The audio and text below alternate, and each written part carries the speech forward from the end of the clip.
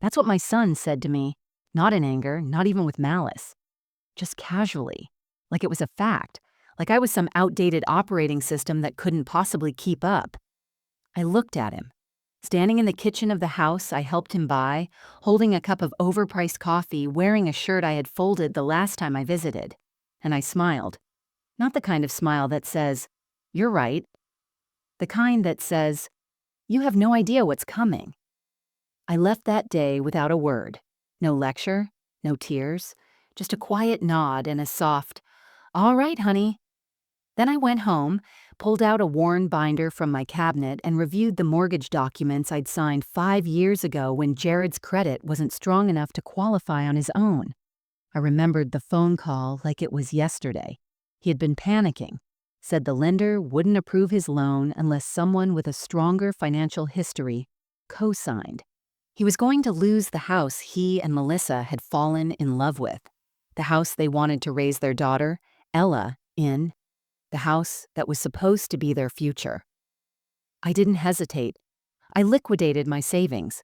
I sold the last piece of land my husband and I had bought together before he passed. And I stepped up because that's what mothers do. Not for gratitude, not for power, but for love. But love doesn't always get remembered the way pain does.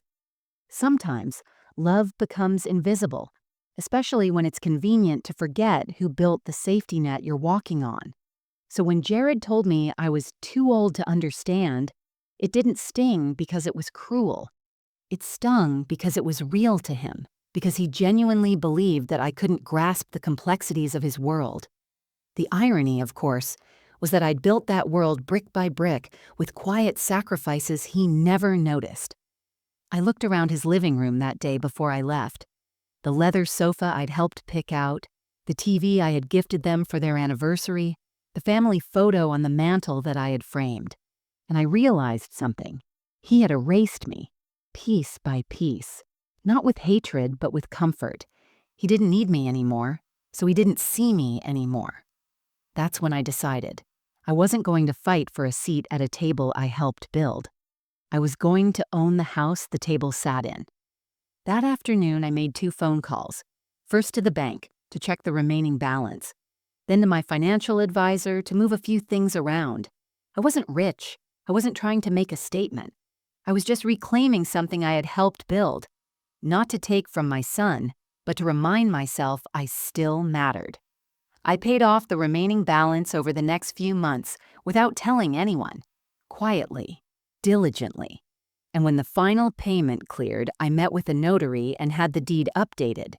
Legally, my name was already tied to the property. Jared had just never bothered to remove it. He thought I was too old to understand paperwork like that. Turns out, I understood just fine. That smile he saw on my face that morning, it wasn't defeat, it was strategy. Because here's the thing about being underestimated by your own child. It doesn't make you weak. It makes you sharper, more patient, more precise. This story isn't about revenge. It's about recognition, about reclaiming dignity in silence, about showing love with action, and self-respect with boundaries. And if you've ever been told that you're too old, too slow, or too irrelevant to understand the life you helped someone build, then maybe this story is for you. Before we start, let us know in the comments where you're watching from. Don't forget to like, share, and subscribe for more powerful stories. My name is Alora Hastings, and for most of my adult life, I lived with one clear purpose: to make sure my children never felt the kind of loneliness I did growing up. I was 27 when I lost my mother. Cancer took her quietly, like a thief in the night. And after that, I made myself a promise. If I ever became a mother, I would love my children so completely that they'd never doubt their place in the world, not for 1 second. So when Jared was born, I poured everything into him.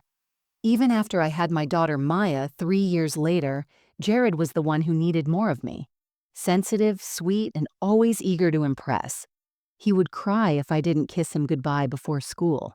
He'd wait at the window just to wave as I drove off. Back then, we didn't have much. My late husband, George, worked construction. I worked nights at the hospital cafeteria, often coming home just in time to make breakfast. It was exhausting, but it felt worth it. Because we were building something. A family. A future. Jared used to tell me I was his best friend. On his 8th birthday, when other kids asked for bikes or video games, he asked for a picnic. Just the two of us in the backyard with peanut butter sandwiches and grape juice. He said, "I just want to hang out with you, Mom. You're the best person I know." It stayed like that for a long time.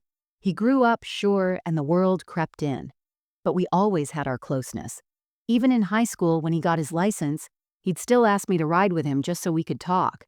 He confided in me about his first crush, asked me to help pick out his prom tie, and cried into my lap the night he didn't get into his top college. I remember holding his face and saying, "There's more than one way to build a future." And he believed me. When George died suddenly of a heart attack, it shattered us. I was 41. Jared was 19. I leaned on him more than I should have, not because I wanted to, but because I had no choice. And Jared rose to the occasion. He helped with bills, got a job at the hardware store, and promised me we'd be okay. That year, we became more than mother and son. We became partners. I leaned on him, and he leaned right back. So when he met Melissa, I welcomed her with open arms. She was bright, charming, full of ambition. I was genuinely happy to see him loved, and when they decided to buy a house together, I was the first to say, "Let me help." They had fallen in love with a beautiful 2-story home in a quiet neighborhood just outside Portland. Jared's credit wasn't perfect, and Melissa had student loans. They were going to walk away from it. But I didn't let that happen. I sold the last piece of property George had left behind, a small wooded lot we had always hoped to build a cabin on, and used that money for the down payment. I co-signed the loan without hesitation. My name went on the documents, but I told them it didn't matter. "It's your house," I said. "I just want to see you build something beautiful." I moved into a 1-bedroom apartment near a bus stop, gave away most of my furniture, and started over quietly. I told myself it was only temporary, just until they found their rhythm. I never wanted to be a burden. I only wanted to be nearby, just in case they needed anything. In those first few months, they visited me often. Jared would drop by with Ella, my sweet granddaughter, who loved to color at my kitchen table. Melissa would bring over leftovers, and we'd sit and chat about work, parenting, and home repairs. I felt valued. I felt needed. I thought this was the reward of a life spent giving. I thought I had done everything right. I believed I had secured something more valuable than a financial investment. A place in their lives, rooted in love and respect. But comfort has a way of breeding forgetfulness, and love, when taken for granted, can start to feel like an expectation, not a gift. I didn't see it coming. Not yet. At that point, I still believed we were the same team we had always been. That belief, that beautiful, fragile illusion, would soon break. And when it did, it wouldn't be with a scream or a fight. It would be with one simple sentence and a quiet smile in response. The first time I truly felt the shift, it was subtle. A sentence tossed out like lint from a pocket. Forgettable to the speaker, but unforgettable to the one it lands on. It was during a Sunday brunch at Jared's house. Melissa had made avocado toast, and Jared was showing off the new smart thermostat they'd installed. He walked me through the app on his phone, explaining how it learns your habits, adjusts the temperature automatically, and connects to the rest of their smart home devices. I nodded and smiled, even though I'd barely understood a word. I wasn't trying to be difficult. I was just trying to keep up. Then, as if I wasn't standing right there, Jared chuckled and said to Melissa, "Mom's still figuring out how to open PDFs. This'll blow her mind." Melissa laughed, not cruelly, just casually, like it was funny that I was old-fashioned, like it was a personality trait. I looked at Jared, expecting him to notice the sting in my eyes, but he didn't. He was already moving on, opening a cabinet to show me the new espresso pods they'd bought. It wasn't the joke itself. I can take a joke. It was that he didn't even pause to consider whether I'd found it funny. That's when I felt it. the first crack in the foundation of our closeness, a hairline fracture where respect used to live. I brushed it off at the time, told myself I was being sensitive. It's normal, I thought. Kids grow up, make lives of their own, develop different priorities.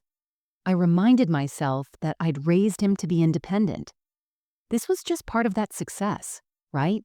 Still, I started noticing things after that. He stopped asking for my opinion on big decisions. When he and Melissa were deciding where to enroll Ella in preschool, he didn't even mention it to me until after they had signed the forms. When I gently asked why, he said, "We didn't want to overwhelm you with all the options. Besides, it's kind of a younger parent thing." A younger parent thing. It stung more than I let on. I'd raised 2 children, volunteered at their schools, stayed up all night crafting science projects, but suddenly I was just a sweet old lady they wanted to keep in the loop, not include in the conversation. Then came the group texts. Melissa started a family thread where she'd send photos of Ella, cute moments, school updates, birthday invites. And Jared? He rarely responded. When I'd text back saying, "She looks beautiful," or ask, "What did she get on her spelling test?" I'd sometimes get a heart emoji. Other times, nothing. One day, I accidentally sent a voice message instead of a text. My finger slipped on the screen. Jared replied, "You and technology, Mom. It's like oil and water." I laughed it off, even though it didn't feel like a joke anymore. I started to see the divide between us not as a gap in knowledge, but as a growing lack of patience. He was still kind. He still hugged me hello. He still said, "Love you, Mom," at the end of calls. But somewhere along the way, I had become someone he managed, not someone he leaned on. I wasn't his safe place anymore. I was his background character. The real blow came a few weeks later. I offered to help with something small, running to pick up Ella from school when Melissa was stuck at a dentist appointment. I had rearranged my entire afternoon, excited to spend a little time with her. When I arrived, the receptionist asked if I was on the approved list.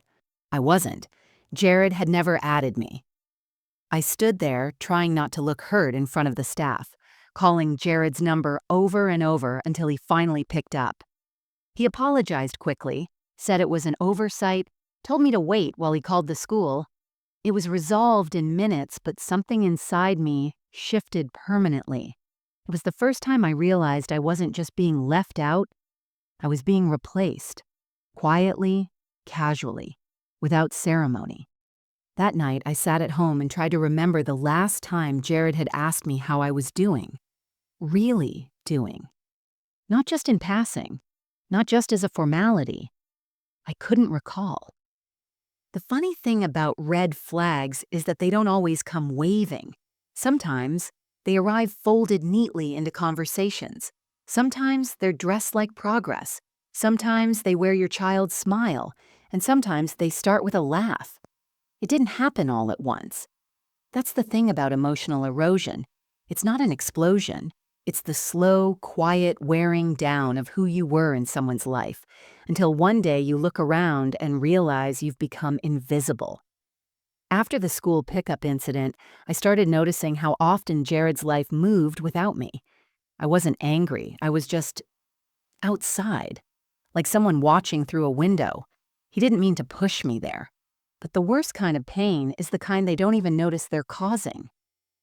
One Saturday morning, I dropped by with a tin of blueberry muffins. I'd used Ella's favorite recipe, the one we always made together when she was younger, when she still called me Grammy in that sweet little voice. Melissa opened the door, hair pulled up, phone in hand. She smiled politely but didn't invite me in. "Oh, we're heading out in 10 minutes. Brunch with the Sullivans. Jared's boss, you know?" I stood there, muffins in hand, heart somewhere around my knees. "I'll just leave these for Ella," I said, handing them over like a stranger dropping off a package. "Thanks, Alora. That's really sweet of you."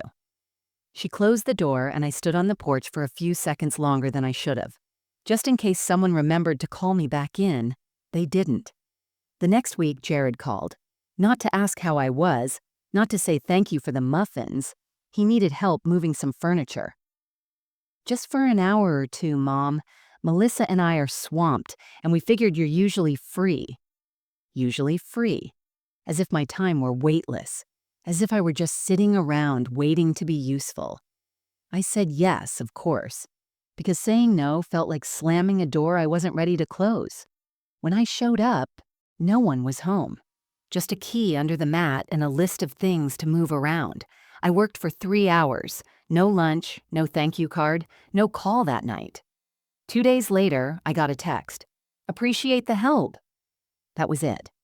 That's when I began to realize that something in our dynamic had shifted, not just once, but permanently. I was no longer a person with needs, feelings, or boundaries. I had become a utility. I had taught Jared to be kind, to hold the door for others, to say please and thank you. But somehow, in growing up, he had learned that I didn't need those things anymore, that I was too old to take offense, too soft to stand up for myself, too unconditional. Then came the birthday, not mine, his. He turned 35 and Melissa threw a huge party. I was invited, of course, but not asked to help plan, not asked to speak. I brought a framed photo of him as a boy. Jared sitting on George's shoulders, both of them laughing midsummer. I handed it to him with a handwritten letter, folded neatly behind the frame. He opened it, barely glanced at the photo, and set it on the gift table. "Aw, thanks, Mom," he said over his shoulder as someone handed him a cocktail. He didn't even look at the letter, not that night. Maybe not ever. Later, I watched as Melissa's parents gave him a custom watch. Everyone clapped. Toasts were made. I sat quietly in the corner, a fixture in the room, present but no longer part of the center. When I got home that night, I realized I hadn't spoken more than 5 full sentences at the party, and not one of them had been asked. I had become someone people updated, not engaged. I wasn't asked for advice. I wasn't invited to share stories. I was just there. My phone stopped ringing as often. Jared's tone became more clipped when he did call. If I offered suggestions, he'd respond with, "Yeah, but that's not how we do things anymore." Or worse, silence, followed by a subject change. Even Ella, my sweet granddaughter, seemed more distant. She no longer begged to sleep over. She had dance class, art camp, play dates. I missed her terribly.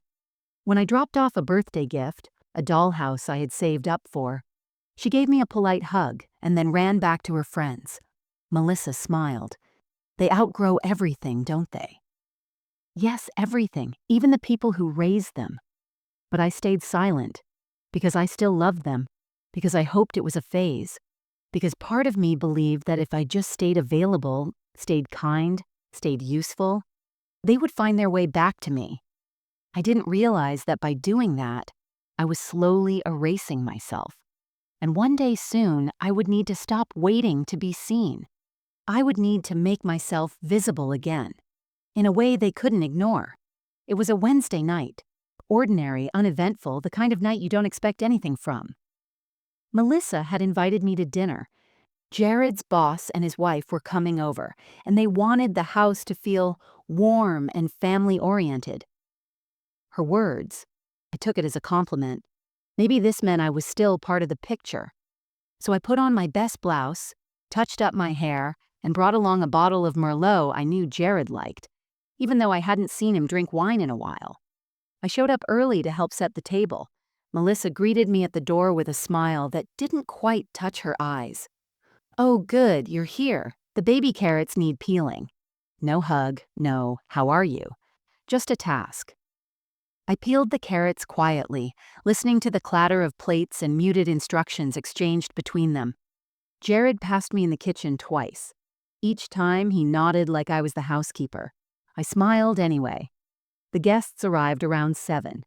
Jared poured drinks. Melissa laughed at all the right moments. The conversation flowed, careers, vacations, remodeling plans. I stayed quiet, only chiming in when asked directly. Then Melissa pulled out her phone and said, "You'll love this story." She tapped Jared's shoulder. "Tell them what your mom said about the smart fridge." Jared chuckled and leaned in. "Okay, so get this. A few weeks ago, I told my mom that our new fridge connects to Wi-Fi, and she looks at me all serious and goes, "Why would a refrigerator need the internet? Is it texting the stove?" Everyone laughed, the kind of laughter that's polite but still sharp around the edges. I laughed too, because what else could I do? My cheeks flushed warm. It wasn't just the joke. It was the way he told it. I was no longer someone he admired. I was someone he tolerated, someone he performed. I sat there smiling, but inside, something twisted. Because he wasn't just laughing at a moment, he was laughing at me, and they were laughing with him. Later, Melissa added to it, "Elora once brought us paper coupons from the newspaper. I didn't even know they still printed those." More laughter. I opened my mouth to say something, then closed it again. What was I going to do? Argue over dignity while holding a wine glass? I excused myself to the kitchen to check on dessert, though there was nothing to check. I stood there, gripping the edge of the counter, grounding myself in silence. That moment didn't feel like a misunderstanding. It felt like exposure, like they had peeled away my years of sacrifice and pinned me to the wall as a punchline. My motherhood, my care, my entire identity reduced to a joke. But the worst part wasn't the laughter. It was how normal it felt to them. After dessert, I stood to leave. Jared walked me to the door, casual as ever. "Thanks for helping out tonight," he said, like I was a neighbor who lent a dish, not the woman who gave up her own home so he could have his. "I'm proud of you, you know," I said quietly, trying one last time to reach something in him. He gave me a tight smile. "I know, Mom, but you don't have to say it every time." Then he shut the door.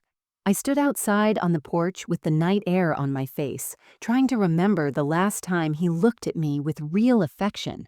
Not courtesy, not routine, but real love. I couldn't. On the way home, I drove past a gas station I used to take Jared to when he was 16. He'd pumped the gas while I sat inside with a coffee pretending he was already a man. He used to ask, "Mom, did I do it right?" And I'd always say, "Perfect." Now he couldn't even look me in the eye without rolling them.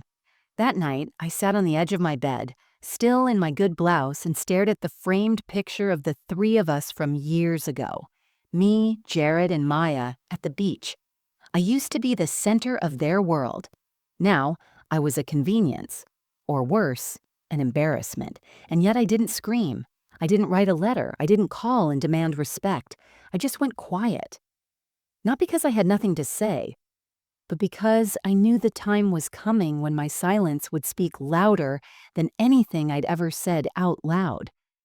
The night after that dinner party, I sat at my tiny kitchen table, untouched cup of tea growing cold beside me. I stared at the wall across from me where Ella's drawing of a flower hung, crayon scribbled, lopsided with "To Grammy" scrawled across the top. She had made it 2 years ago, back when she still asked to sleep over. Back when I was more than just background noise. Something in me shifted that night, not out of anger, not out of spite, but because I realized I'd become something I never expected, forgettable. And when a mother becomes forgettable in her own child's life, something essential goes quiet. I didn't cry, I didn't throw anything, I just sat there with a kind of stillness I can't describe, a silence so deep it echoed inside me. The next morning, I woke up before the sun. I made myself coffee, packed a small bag, and drove across town to Jared's house. I hadn't been invited over, but I had something I needed to do. Melissa opened the door, still in her robe. "Elora?" she said, blinking. "Is everything okay?" I smiled softly. "Just here to pick up a few things I left in the guest room. Won't be long." She nodded, a little thrown off, and stepped aside.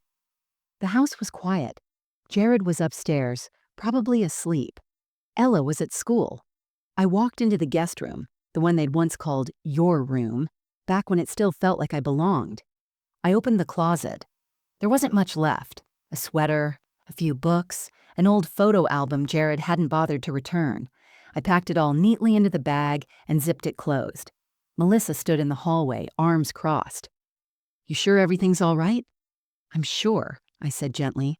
"I just needed to clear a few things, make space." She didn't ask for details, and I didn't offer any. Before I left, I walked through the living room slowly, letting my fingers graze the back of the sofa I had helped pick out. The mantel where my old wedding photo once stood before, it was replaced by a beach picture of Melissa and Jared. I paused at the door, turned to Melissa and said, "Tell Jared thank you." "For what?" she asked. "For teaching me what I needed to learn." Then I walked out. That afternoon, I stopped by my storage unit, the one where I'd kept boxes of George's things just in case Jared ever wanted them. I opened one and pulled out a small leather-bound notebook. It was my budget journal. Every loan, every co-signed paper, every cent I had invested into Jared's life was written in there. Not out of bitterness, but out of love. I'd kept records because I cared, not because I ever intended to collect. But now, I looked at that notebook with different eyes. I had always thought giving without asking for anything in return made me a good mother. But now I wondered, did it just make me easy to ignore? A week went by without a word from Jared. Not a "where have you been" or a "why did you come by?" Just silence, as if my quiet exit wasn't even noticed. That was when I stopped trying. I stopped texting first. I stopped offering help. I stopped being available, not in a cruel way. I didn't cut anyone off. I just stopped pouring from a cup no one noticed was empty. I took long walks in the mornings. I bought fresh flowers for myself. I reorganized my closet and donated half my wardrobe. I updated my will. And quietly, methodically, I started reviewing the mortgage papers I still had tucked away, the ones that bore both Jared's name and mine. I remembered the day we signed them. Jared's hands had trembled with excitement. He'd hugged me, whispered, "I'll never forget this, Mom." But he had. Or maybe he just chose to. Either way, I hadn't. That was the day I decided I was done begging to be seen. I would still love my son. Always. But I would no longer wait for his recognition to define my worth. I hadn't been kicked out. No one had told me to leave. But I had been emotionally dismissed so thoroughly that staying would have been a form of self-erasure. So I left quietly. No drama, no confrontation, just a slow, steady retreat. Let them believe I was fading. Because while they stopped looking, I was preparing to rise. You don't always notice when you hit rock bottom. There's no loud crash, no big scene, just a quiet moment when you realize no one is looking for you, and no one would notice if you disappeared for a while. For me, it happened on a Thursday. The sky was gray, the kind of dull overcast that makes time feel slower. I had spent the day cleaning my apartment top to bottom, not because it needed it, but because I needed something to do that would make me feel useful, even if no one else would see it. I found myself scrubbing the grout between the tiles in the bathroom with a toothbrush. That's when it hit me. I was trying to polish something invisible, just like I'd been trying to keep my role alive in Jared's life. I sat back against the tub, rubber gloves still on, and cried. Not loud, sobbing tears. The kind that just roll down your cheeks like they've been waiting for permission. The kind that don't even sting anymore because the ache behind them has become familiar. I cried for the woman I used to be. The one who once hosted Thanksgiving dinners for 30 people, who had her name on every school volunteer board, who had a seat at every table in Jared's life. Now I was alone with a mop, an old calendar with no markings, and a phone that didn't ring unless it was a spam call. I opened the fridge and saw the casserole I had made the day before. It was untouched. I had baked it with Ella in mind, thinking maybe they'd stop by if I offered to bring dinner over. But when I texted Melissa the night before, she said, "Oh, that's sweet, but we're doing meal prep now, trying to eat clean." So there it sat, cold, untouched, like me. I poured myself a glass of water and sat at the table. That's when I noticed it. The faintest crack in my favorite mug, the one Jared gave me for Mother's Day years ago. It said, "Home is where Mom is." I ran my finger along the chipped rim. A fitting metaphor, I thought. Loved once, useful once, now forgotten, damaged, outdated. I wanted to call Maya, my daughter, but we hadn't been as close since she moved to Chicago. We texted now and then, but she had her own life, her own pace. I didn't want to burden her. I didn't want to be that kind of mother, the one who guilt trips her kids into caring. So I sat in silence. That night, I didn't turn on the TV. I didn't check social media. I didn't even open a book. I just lay in bed staring at the ceiling, listening to the ticking of the clock on the wall. Every tick sounded like a reminder that time was moving, even if I wasn't. I didn't recognize this version of me. I used to be so full of life, of purpose. I raised children, comforted a husband through illness, worked double shifts to make ends meet. I was strong. I was needed. Now I was drifting, like a boat untethered from its dock. And it wasn't about the lack of attention. It was about the absence of acknowledgement, the invisibility, the slow, steady removal of my place in the world I helped build. I thought about the last time Jared said, "I love you," and meant it. I couldn't remember. I thought about the last time Ella called me just to talk. I couldn't remember that either. That's when I knew. This was my bottom. Not a moment of anger or explosion. A moment of quiet, of being utterly painfully alone in a life that used to be brimming with connection. I got up, pulled a quilt around my shoulders, and sat in the armchair by the window. The street was quiet. A single streetlight flickered. Somewhere down the block, a dog barked. I whispered to myself, so this is what it feels like. But even in that moment, in that stillness, a strange clarity crept in, a kind of resolve, because once you've hit the floor, there's only one direction left to look: upper. I didn't know what my next step would be, but I knew I couldn't keep living as a shadow in other people's lives. I would figure out who I was now, who I still was, even if no one else was paying attention. Because sometimes rock bottom isn't the end. It's the foundation you rebuild from. The discovery didn't come with fanfare. There was no dramatic thunderclap, no cinematic gasp. It came while I was looking for a screwdriver. It was mid-morning on a quiet Saturday. I'd decided to fix the leg of an old side table that had started to wobble. Something about taking a broken thing and making it sturdy again felt symbolic. Like maybe if I could fix that table, I could fix myself too. I pulled out the old plastic bin I kept under my bed, the one full of random paperwork, dusty tools, and documents I hadn't touched in years. I pushed aside an outdated sewing kit and a cracked flashlight. Then, tucked between my will and George's life insurance documents, I found the manila folder.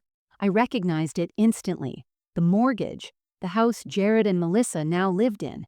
I had filed it away after we signed the papers, back when I thought I'd be part of their life forever. Back when I believed sacrifice guaranteed love. I opened the folder slowly, as if touching something sacred. Inside were all the original documents: the loan agreement, my co-signer status, and the ownership deed. I flipped to the page that mattered most. Title holder: Elora Hastings and Jared Hastings, both names, side by side. I stared at it for a long time. I wasn't just a co-signer. I was a legal owner. Jared had never refinanced. He'd never removed me from the deed. All these years, I had assumed he had taken care of it once their financial situation improved. But no. Whether by forgetfulness or by choice, my name was still there. Something surged inside me. Not power, not vengeance. Validation. I wasn't crazy for feeling erased. I'd simply let go of something I had a right to hold. It wasn't just about the name on the paper. It was what the paper meant. I hadn't imagined my contribution. I hadn't been just helpful. I had built that life with him, one down payment, one signature, one sleepless night at a time. I sat back on my heels, breathing deeply, the folder still open on my lap. It was a turning point, but not because I was thinking about taking the house. That thought hadn't even entered my mind yet. The real shift was internal, emotional. For the first time in years, I saw myself clearly, not as a burden, not as a bystander, but as a woman who had been essential and who had let herself be convinced otherwise. I thought back to the day Jared called me crying because their loan wasn't approved. I remembered Melissa's voice trembling as she said, "We'll lose the house." I remembered going to the bank in my navy coat and silver flats, signing page after page, watching my retirement vanish for their dream. And I had done it with love. Pure, motherly love. But love doesn't mean erasure. I tucked the folder under my arm and walked into the kitchen. I poured myself a glass of water, hands steadier than they had been in weeks. I looked out the window, and for the first time in a long time, I didn't feel invisible. I felt like someone who mattered. Later that night, I spread the documents out on my kitchen table and read every line. Slowly, deliberately, I underlined important sections. I made notes. I pulled out a notepad and started writing down questions to ask the bank. Not because I was going to make a move right away, but because I could. I had a say, a place, a piece of the puzzle. It wasn't about control, it was about dignity. That folder became more than paper. It became proof, not just of my financial contribution, but of my story, of the chapters Jared had conveniently edited out. I went to bed that night with the folder resting on my nightstand like a quiet sentinel. And for the first time in months, I slept without waking up in the middle of the night, gasping for a piece of who I used to be, because I had found her again, not in a mirror, not in anyone's approval, but in black ink on a forgotten page, where my name still mattered. The morning after I rediscovered that folder, I woke up different, not younger, not lighter, but aware. I didn't rush to get dressed. I didn't scramble to check my phone or plan the day around whether Jared might call or Ella might drop by. I brewed a fresh pot of coffee, not the instant kind I'd been making for convenience, but the real kind, ground beans and all. I sat by the window and drank it slowly, letting the warmth settle in my chest like a quiet truth. That house wasn't just theirs. It was mine too, and I had let myself forget that. But now I remembered. This wasn't a story of revenge. It was a story of return, of remembering who I was before I shrunk myself to fit in their lives, before I made myself small enough to be convenient. That morning, I went for a walk, not out of routine, but out of intention. I wore my Sunday shoes, even though it was Thursday. I passed the local park, the one I used to take Jared and Maya to when they were little. I stood by the swings for a long time. I remember Jared laughing as I pushed him higher and higher, yelling, "More, Mom, higher!" He used to look at me like I could move the world. Now he looked at me like I was part of the furniture. But that wasn't on him alone. I had let it happen. At the bookstore, I picked up a copy of The Woman Who Forgot Herself. The title made me laugh softly. I bought it not because I needed advice, but because I needed the symbolism. I walked home with the book under my arm like a flag, a reminder that I still had chapters left to write. That afternoon, I cleaned out my closet. Not out of spite, but out of liberation. I donated anything that didn't make me feel like myself. I boxed up the beige sweaters and the dull shoes I'd worn for years because they were practical. Practical for who? I wasn't a shadow anymore. I was coming back into focus. I ordered a new lipstick, red, the kind George used to call troublemaker red. I hadn't worn a bold color since his funeral. I smiled just imagining Jared's face if he saw me in it.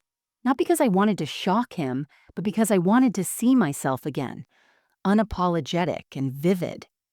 That night, I made dinner for one. Not leftovers, not a microwaved meal, but a real dinner.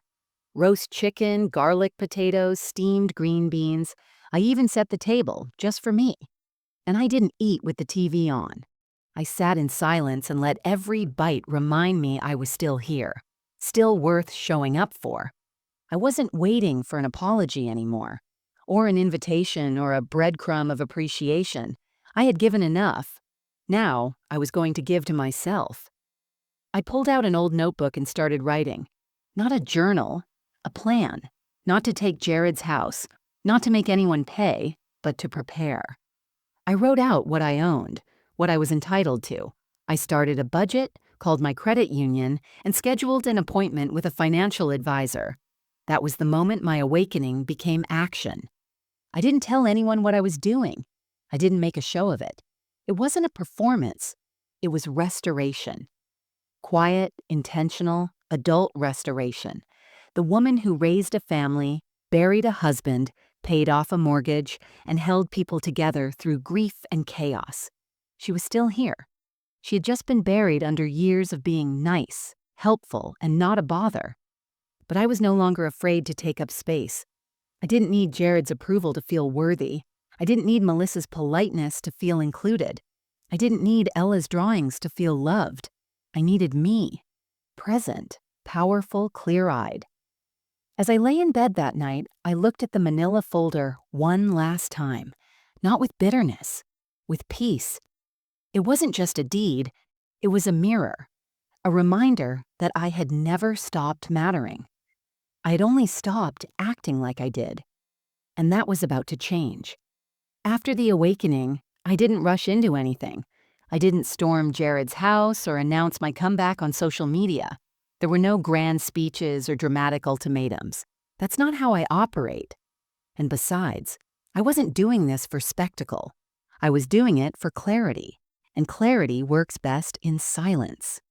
I started with small, deliberate steps, the kind no one noticed, but each one built on the next like stitches in a quilt I'd waited too long to start. The first thing I did was meet with the bank. I didn't tell Jared. I scheduled an appointment with the mortgage officer I'd worked with 5 years ago when I co-signed the house loan. His name was Daniel, and though he barely remembered me, he was professional enough to pretend otherwise. He pulled up the account. "Yes, Ms. Hastings, your name is still on file as co-owner and co-signer." "Is the loan current?" I asked. He nodded. "Mostly automated payments. No issues." I leaned in. "Could you walk me through what would happen if the balance were paid off early?" He tilted his head, curious. "Do you plan on making a payment?" I smiled politely.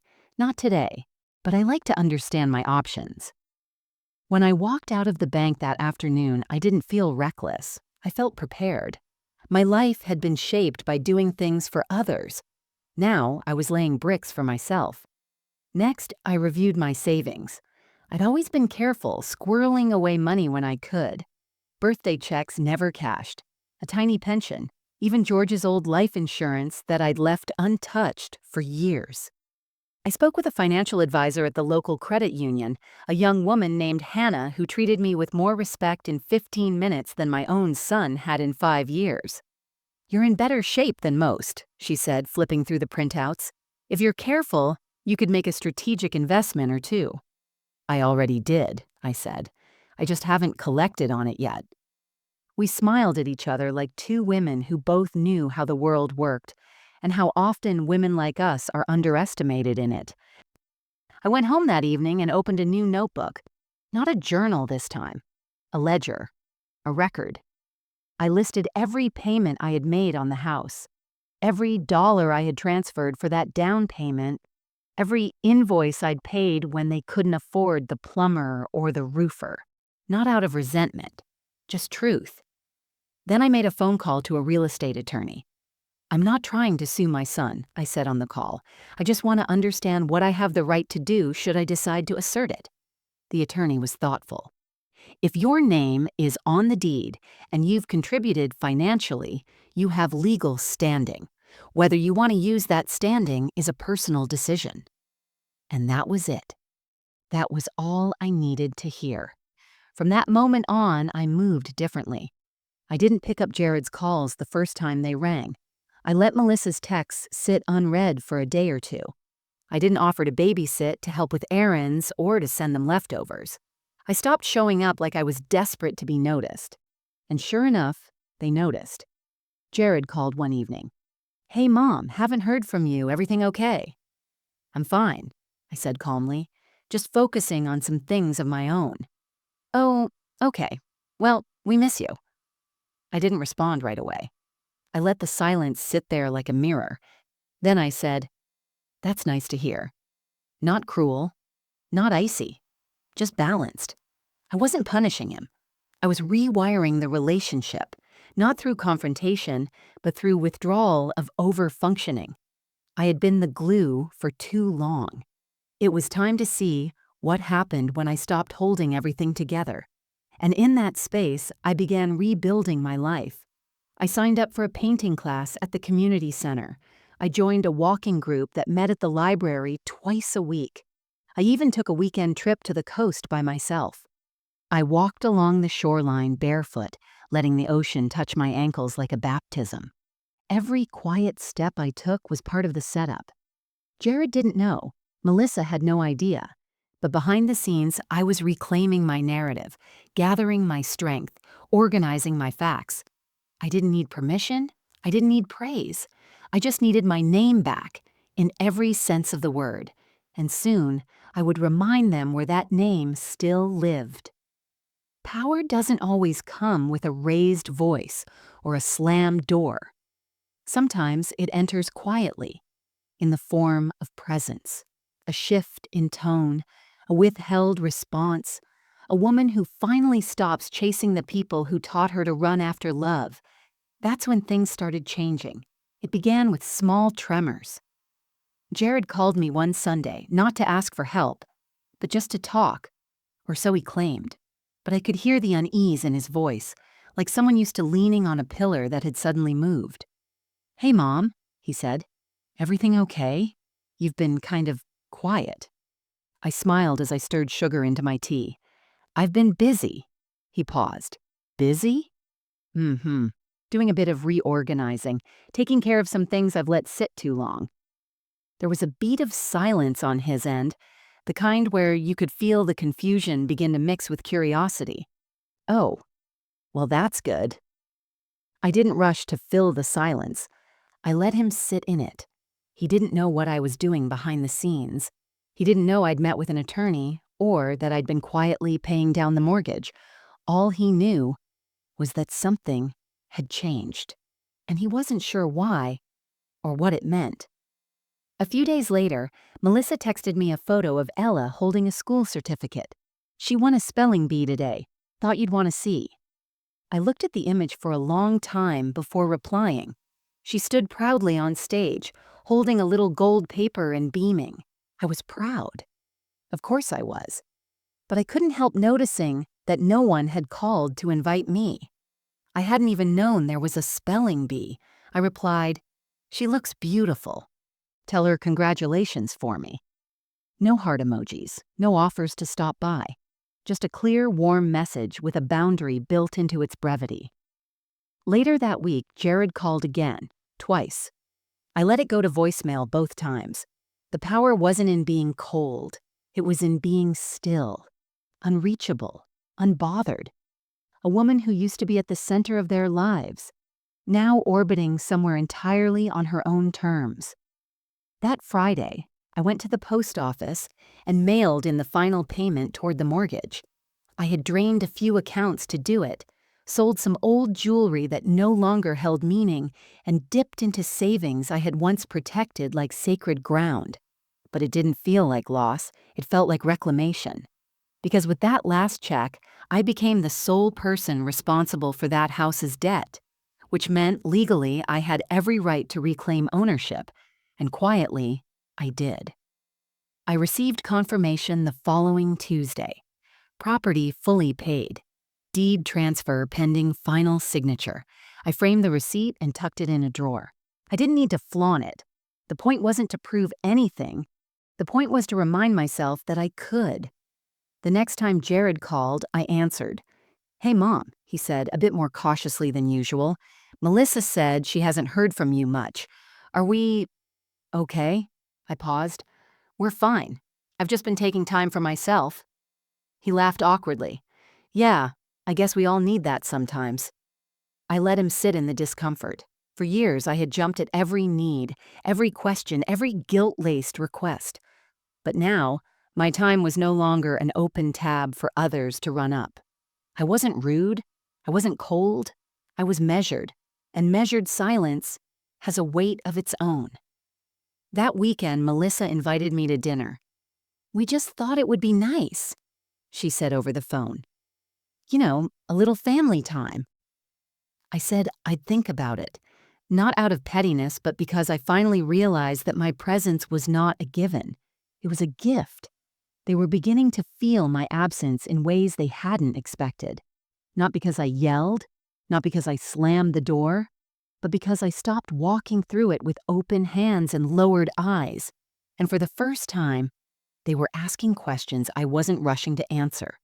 Because the power wasn't in what I said.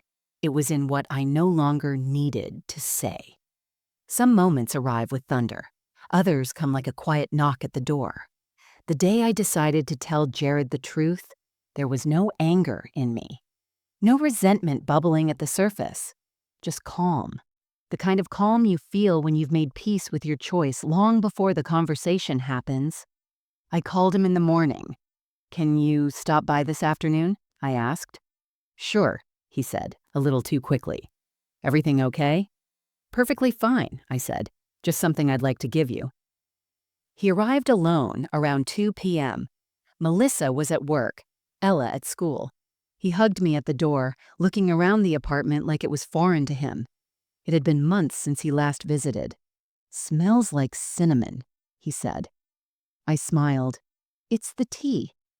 I handed him a manila envelope. Not the original folder, just a clean summary neatly prepared by my attorney. Inside were copies of the mortgage payoff, the ownership documents, and the updated deed transfer. He looked at it, puzzled. "What's this?" I gestured for him to sit. "That's your house," I said softly. "Paid in full. Last payment cleared last week." His brows furrowed. He thumbed through the pages, reading line by line. When he got to the section with my name on the title, newly reestablished as sole owner, he stopped. "You put the house in your name?" he asked, almost like he didn't believe it. I nodded. "Yes, legally it was already mine and yours. I just finished what I started 5 years ago." He stared at the papers like they were in a different language. Why wouldn't you tell me? Why would you pay off the house without saying anything?"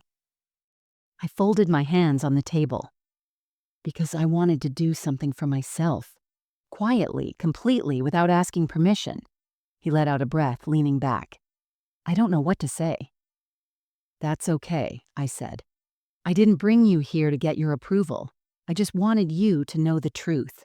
Not the version you've been living, the real one." There was silence between us, thick and uncomfortable. "I always assumed the house was mine," he said quietly. "I know," I said. "You started believing it was because I never reminded you it wasn't. That's on me." "I didn't mean to take advantage," he added, not meeting my eyes. "I know that too," I said. "But you did. Not maliciously, not deliberately. You just stopped seeing me."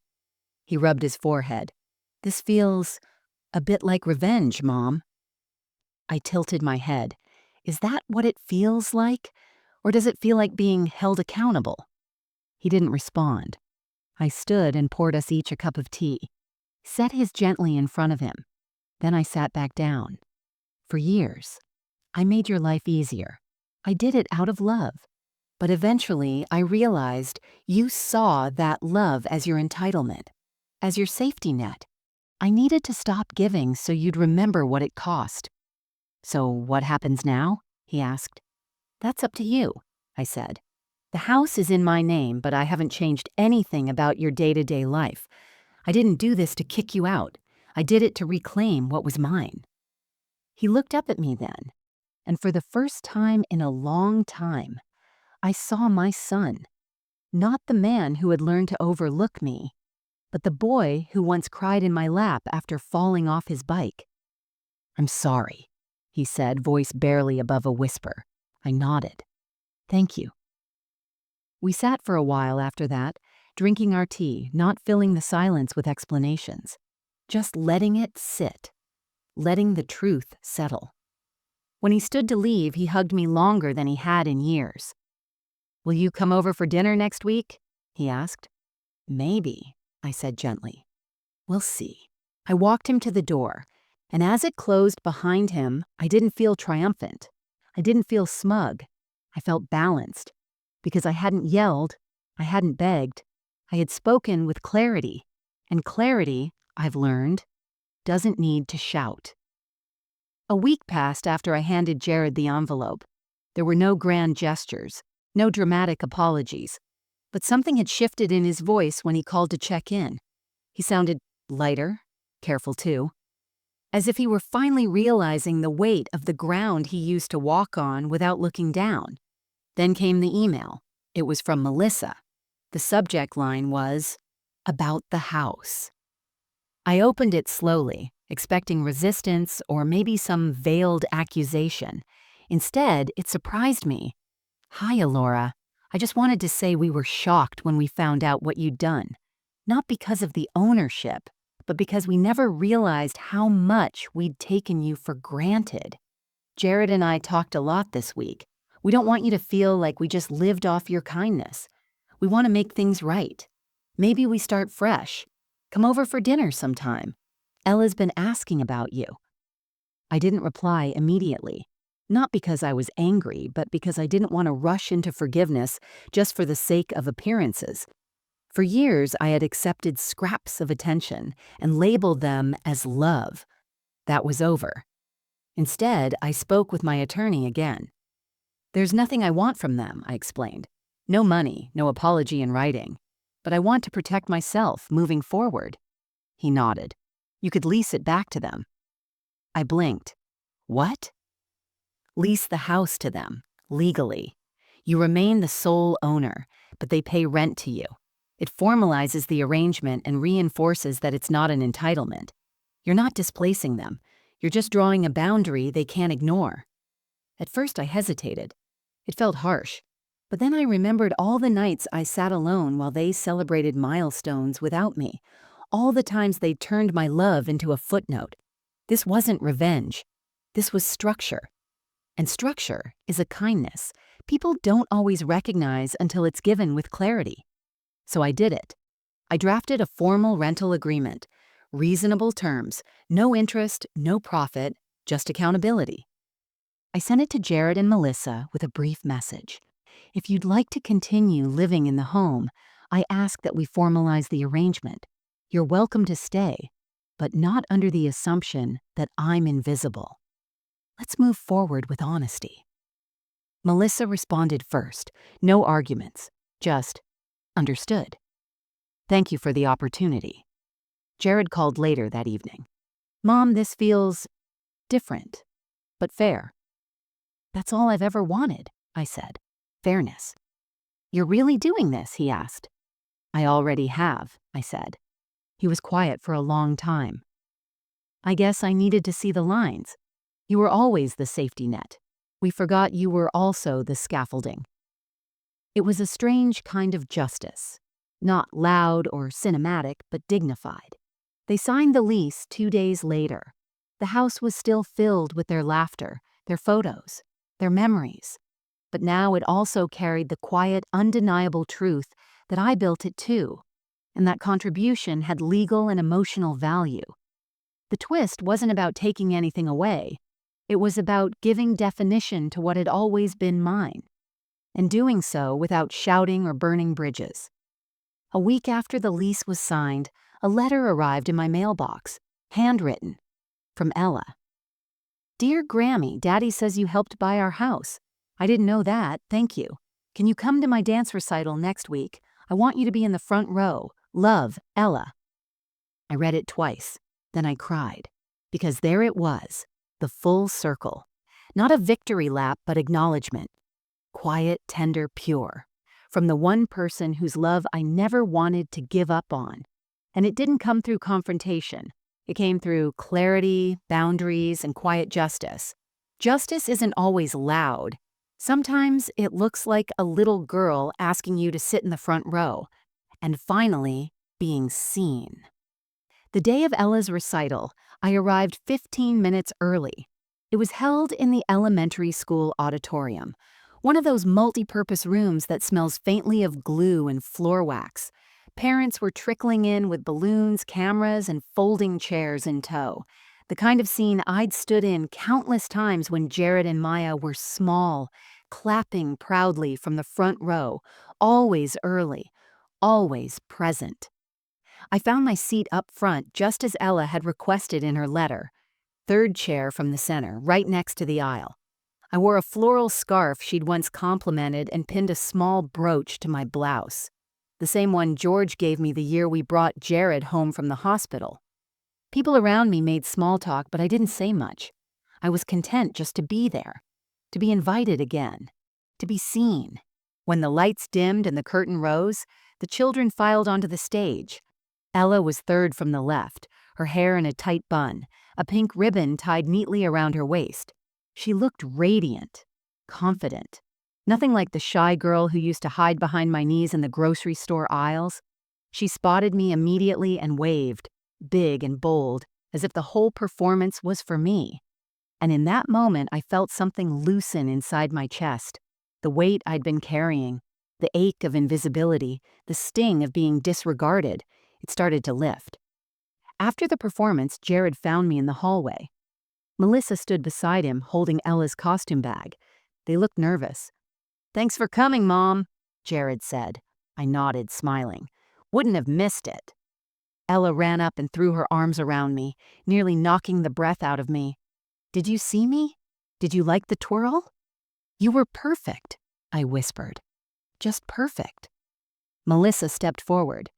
"We're going to dinner with some of the other parents. You're welcome to join us if you'd like." There was sincerity in her voice. Not obligation. Not politeness. Something else. Humility. I hesitated. "I'd love to," I said at last. "Thank you for inviting me." We ended up at a local Italian restaurant, the kind with red checkered tablecloths and crayons for kids on every table. Ella sat next to me, drawing hearts on the placemat while telling me every detail about the recital. How her ribbon almost came loose backstage, how one girl sneezed during the final bow, how she practiced the twirl 12 times just for me. Across the table, Jared watched us quietly. When Ella dashed off to the bathroom with Melissa, he leaned in. "You've changed," he said, almost like an observation, not a complaint. "I had to," I said. "And so did you." He nodded, looking down at the table. "I'm sorry, Mom, for all the ways I didn't see you." I took a sip of water before answering. "You don't have to say it like it makes you a bad person. We all miss things. What matters is whether we keep missing them." "I was just used to you always being there," he admitted. "Always giving. Always showing up." "And I was used to giving until it hurt," I replied gently. "We were both wrong in our own ways." He looked me in the eyes then. Really looked. And something passed between us. Not forgiveness exactly. Recognition. A new starting point. After dinner, I walked to my car with Ella holding my hand.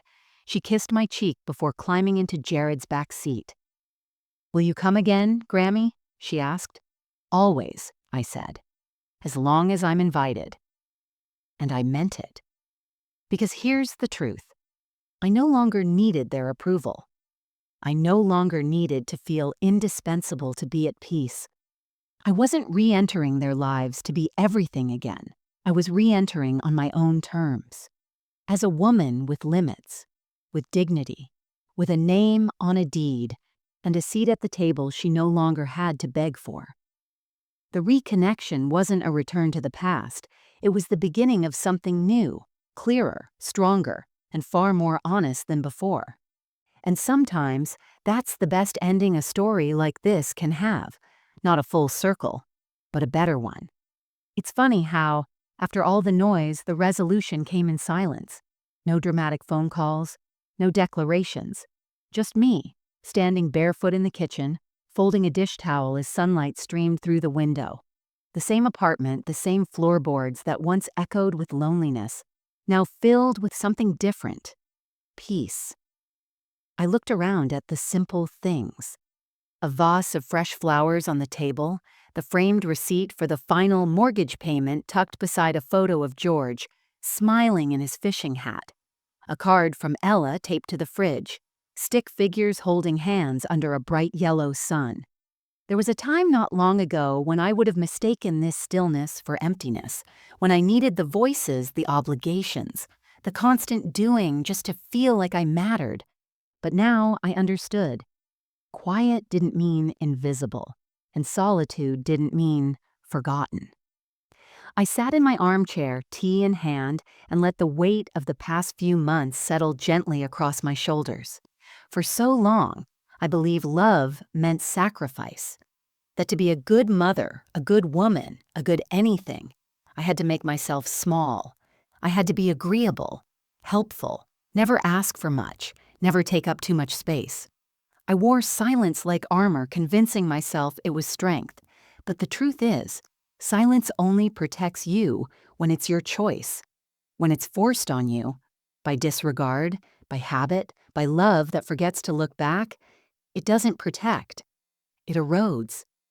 What I'd lived through wasn't a sudden betrayal. It was the slow erosion of identity under the weight of being taken for granted. And I had allowed it. That was the hardest truth to face, not Jared's forgetfulness, not Melissa's blind spots, but my own complicity, my own refusal to ask, where did I go in all this? The awakening didn't come from anger. It came from stillness, from that single manila folder, from the realization that I still held power. I had just stopped using it. I didn't take the house to punish anyone. I didn't draw legal lines out of spite. I did it to reclaim a piece of myself that had gone quiet for too long. And in doing so, something extraordinary happened. I stopped needing to be indispensable. I stopped measuring my worth by how needed I was. I became whole without their approval, without their apologies. And that made every reconnection sweeter, because it wasn't filling a hole. It was sharing the overflow. I'm not who I was 5 years ago. Not the woman who tiptoed around her son's comfort, not the grandmother afraid to be too much. I'm someone who has boundaries now, someone who says no without guilt and yes with intention. Last week I took Ella to the museum. She held my hand the entire time. At the gift shop, she picked out a pink notebook and asked, "Can I write stories like you do, Grammy?" I smiled and said, "You can write anything you want." And she will. Because she'll grow up watching a woman who came back to herself, not through revenge, not through bitterness, but through quiet clarity. After we left, I sat on a bench outside while she chased pigeons in the courtyard. I watched her laugh, free and fearless, and thought, this is the legacy I want to leave. Not a house, not a title, a model. For how to reclaim your voice without raising it. For how to draw a boundary and still love deeply, for how to be strong, not loud, not forceful, just unshakably sure of your worth. Sometimes you don't need to be heard to be understood. You just need to live in a way that no one can ignore anymore. And for the first time in a long time, I wasn't waiting for anything, not a text, not a thank you, not even a knock at the door. I had already come home. To myself, and that was more than enough.